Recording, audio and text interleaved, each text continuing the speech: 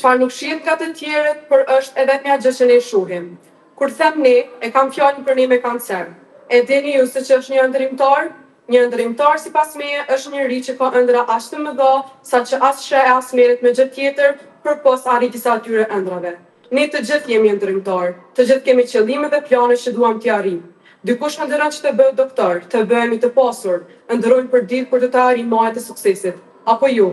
Pas që kemi për të jetuar gjatë, pas që kemi mjaft kohë, po e dini se që vret një ëndërrimtar ëndra të cilit s'kan të ndalur, atë e vret kanceri. Sado që kemi shpresë, luftojmë pa ndalur, ai shpirti i një ëndërrimtari fillon e vdes dal nga dal. Na ndërrojnë ëndrat. Deri më dje ëndërronin për të ardhmen që e kishim aq afër e që tani është aq larg sa se përshkruaj dot. Ëndrat tona për të ardhmen aq të afërt shndruan në ëndrën për të qenë këtu. Shëndosh e mirë edhe nesër, e po e njëjta ëndër përsëritet në mendjet tona çdo ditë. Vetëm atëherë e dim se ç'është e jetosh.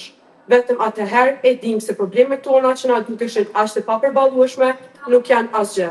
Thonë që jeta është e shkurtër, por që nuk prisja të ishte me të vërtetë aq e shkurtër. Andaj mos ngurani. Kemi vetëm një jetë, shijojeni atë, sepse dita jote monotone është ëndra dikujt që nesërmja për të është shumë e largët.